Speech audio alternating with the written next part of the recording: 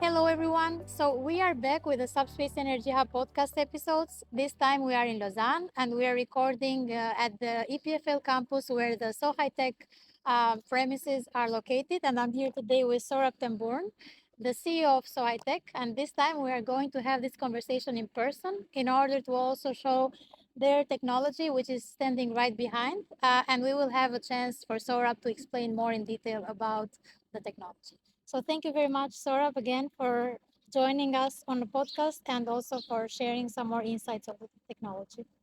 Definitely. Firstly, thanks, Aurora, for taking the time and having me again.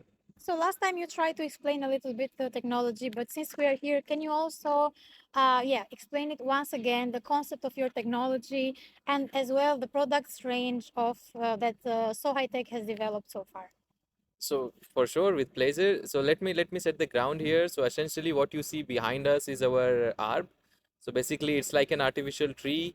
The concept is quite similar to what basically real trees do. So it's the process of artificial photosynthesis. In technical terms, basically photoelectrochemistry.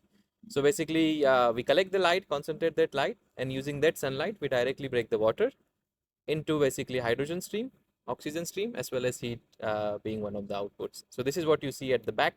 What you see is a big parabolic reflector that collects the light, concentrates that light by a factor of 1000. We pump water up to the main reactor. That's the heart of the entire solution.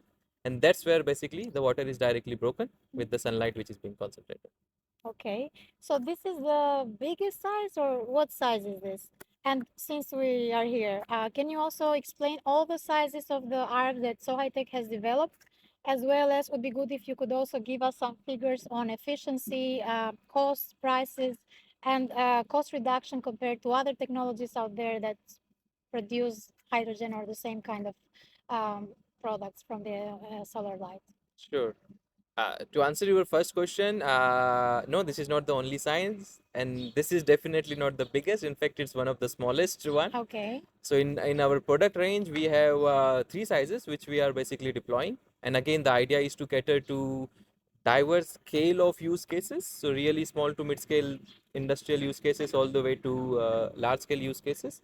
So this is a 7-meter diameter arc, what you see basically behind us. But for the product ranges, we have 9-meter diameter, 13-meter diameter, and 25-meter diameter. Okay. And then to comment very briefly on the technical performance and cost aspects, just to put it into perspective, the alternative of what we do could potentially be you could install big PV farms, conventional photovoltaic panels, basically connect them to something called electrolyzers. So our efficiencies basically are almost 2 to 2.5 times higher than whatever best PV plus electrolysis solution you may find out there. That helps us basically definitely in reducing the cost of production of hydrogen, but also this has another key benefit that in a given land we can produce at least 2 times to 2 to 3 times higher. Basically that is also a very crucial point basically. So yes, 2 times higher efficiency, at least 2 to 3 times better production, and the cost wise we can be 30 to 60% cheaper than any other alternative. Okay, so would you say that one of the key advantages over competitors is the efficiency rate of your technology?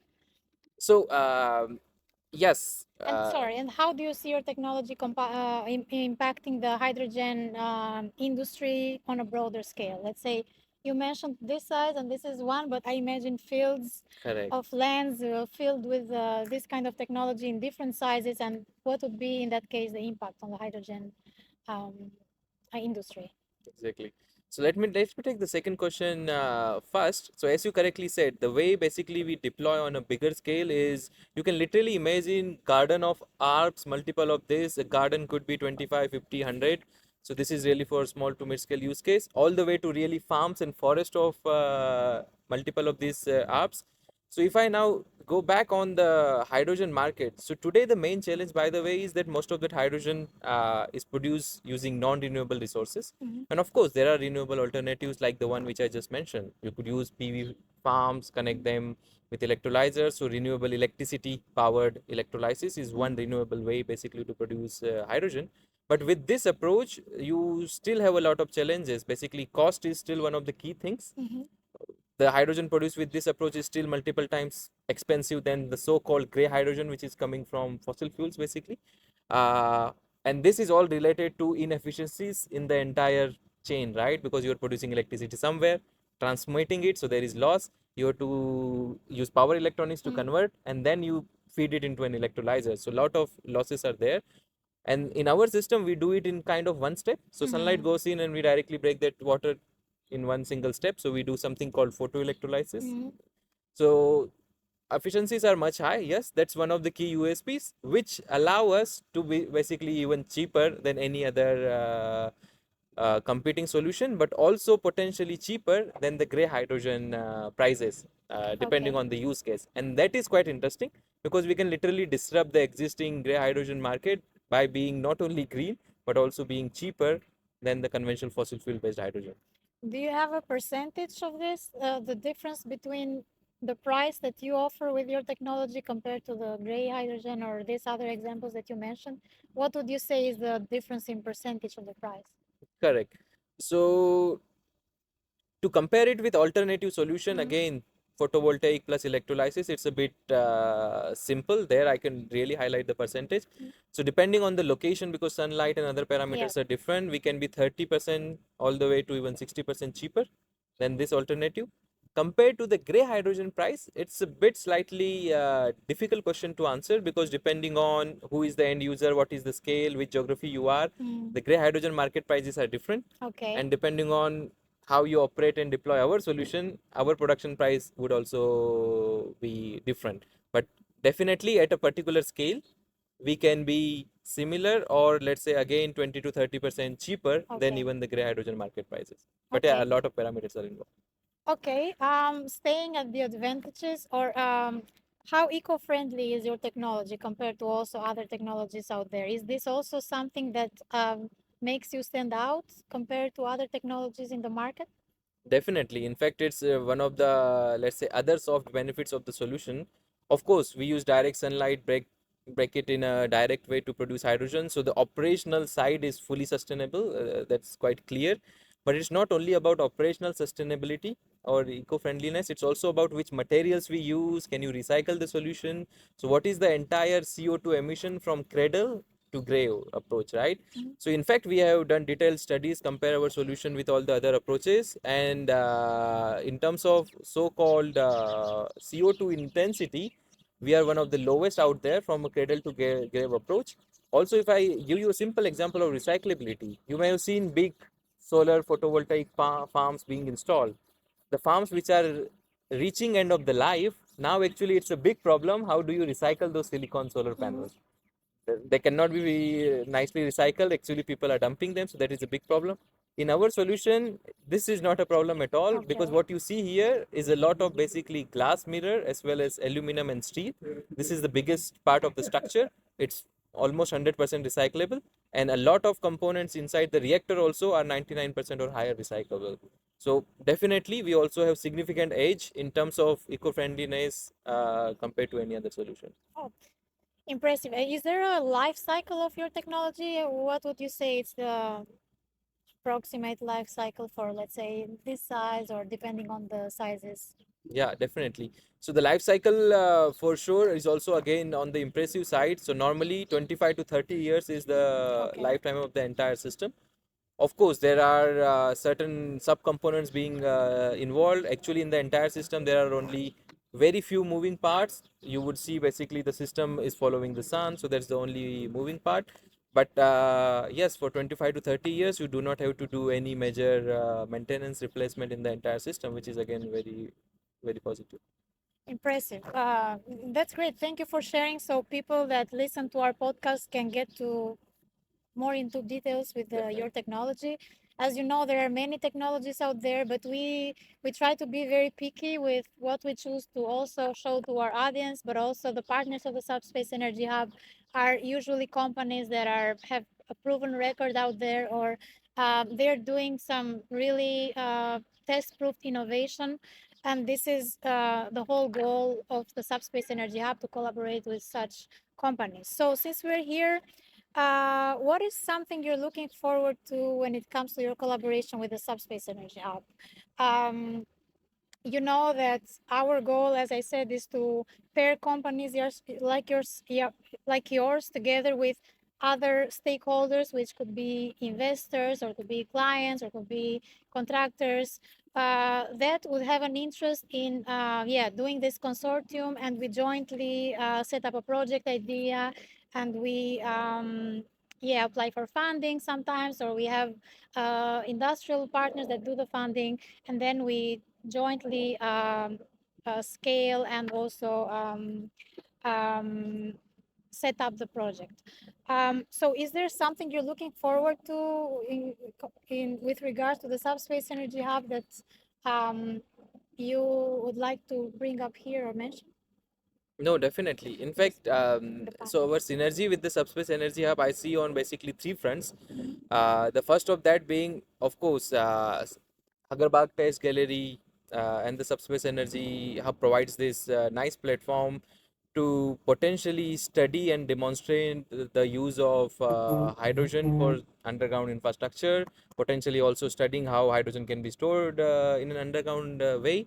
You have other partners basically who are working on the different aspects of the entire value chain. We being on the production side, this helps us in a great way to basically not only showcase our solution there for such a use case, but also to collaborate with the key corporates which are being part Yeah. of the hub and take it. First stage basically would be at the Subspace Energy Hub itself, but beyond that, really scale it and go towards the commercial use cases. And then, of course, beyond this key topic of collaboration, what you bring from the perspective of your network also helps us because you are focusing on renewable energy aspects. We are in the same game. So basically, from the perspective of whether it's customers, partners, or even in connecting to the investment community, the network you bring forward is basically also very helpful for us in the stages we are in. So yeah. I would also add that I see a good fit of SoHHytec in our project discussion with the DC microgrid workstream. We Okay. see incorporation of your technology also on this idea of having a self-sufficient construction site in terms of technology by interconnecting different technologies and solutions that would supply the construction site temporarily with the energy. And I think because your technology is very portable in a way, easy to be moved once the construction phase is finished, we are really looking into involving SoHHytec in this project idea. Also, I would add that we are very excited to have you on our panel discussion that is upcoming in June. So in June, we are organizing this panel discussion on hydrogen storage underground, and we are gathering different stakeholders of the industry operating in the hydrogen industry on a talk about the challenges and advantages of the hydrogen storage underground. So Sorab will be representing SoHHytec, and we are excited to have his insights on the panel this June. So we're really looking forward. So Ariel, you are the head of project development for SoHHytec, and you've been with SoHHytec for 2 years now, right? Yes, correct. What would you say are some of the challenges that currently the hydrogen industry is facing, and is SoHHytec addressing them? Sure. What we see for the green hydrogen industry is that there is a lot of interest. There is a lot of potential use case for green hydrogen, and there is already a lot of use case for gray hydrogen. It is a multi-billion dollar business already today. And there are a lot of companies trying to transition in from gray to green, but there is a gap in price. So obviously there is a value in going from, let's say, gray to green hydrogen, but this value can only compensate up to a certain gap. So basically what we need to do to enhance this pace of adoption for green hydrogen is to reduce the green hydrogen price. And this is what we do at SoHHytec. We are bringing a more efficient technology to try to close that gap, and even in some situations we can be even cheaper than gray hydrogen. Mhm. And taking into account what you just said, like how you're addressing the challenges, how are you also scaling the SoHHytec technology and its potential applications in different industries? Well, about the scaling is pretty straightforward. As you can see, our building block is the arc, which is a tree. So we simply replicate that concept. When we install dozens of these trees we install what we call gardens, and when we install hundreds and thousands of these trees, we install what we call forests. Then there are, let's say, central systems that we design for specific building blocks, but then it's only copy and paste. So it's pretty straightforward. We don't need to develop a new concept for every project. It's only a replication of our core system. Okay. For the integration with other businesses and industries, the advantage of our system is that it's a co-generation system. It produces not only hydrogen but also electricity and heat. Yeah. So part of our value offering is to sit with the client and evaluate how we can integrate all the different outputs of our system to make a better use of the installation. So basically, you customize your technology depending on the industry needs and what the client is asking for and in the amount they're asking for. Yes and no. It's not that we customize. It's, let's say, our base concept is very flexible, so we don't need to customize it, but we evaluate how we can integrate, let's say, the streams in the client's process. For example, if they need a heating stream, we can use our heating output to, let's say, cool or preheat a stream of water, a stream of their raw materials, etc. Or for ambient heating, there is a lot of potential uses. So besides that, what would you say it's next for SoHHytec, Saurabh? What are you looking forward in the upcoming months as the biggest next steps for your company in terms of collaborations, partnerships, projects, investors? What is it? Yeah, so our key, let's say, next step, a significant one is basically our first industrial project is going to be live very soon. It's in advanced stages of completion, and within coming months, we would basically have the opportunity to officially, let's say, open that particular site. Beyond that one, we are already working on other projects with different sizes of our app, different scales, basically starting with Switzerland, but also let's say other parts of Europe, particularly Central and South is also our focus, where our pipeline projects are. So we have been a bit, let's say, fortunate in terms of receiving solid demand for our product. So now this is also basically the other part of the story to fill that project pipeline where we have significant projects in south of Europe, also India and US is also on our target list in terms of target geographies where we have pipeline projects. But now we have to boost up our resources to be able to cater to those projects. So that's where the second important things comes into picture. So we are basically going into manufacturing phase. So in the coming quarters, basically we would be stitching up our plans for creating our own manufacturing facility for the core photoelectrochemical reactor. And to do that, of course, we also need the support of other parties. So we collaborate extensively in this particular field. For other parts, definitely, we are also streamlining our supply chain, the network of our partners who can join us basically in the long-term journey to not only manufacture the other peripherals, but also to be able to support us in our value proposition to the end customer, where we are trying to offer really hydrogen as a solution or as a service rather than just simple equipment. So thank you very much, Saurabh, for your time today and for sharing your insights and more details on the technology of the SoHHytec. And I wish you continued success with your next plans and also with our collaboration with the Subspace Energy. Great, thanks for having me again, and thanks for basically taking the time to visit and allow me to actually visually show basically what we do. Looking forward to our collaboration. Looking forward. Thank you very much.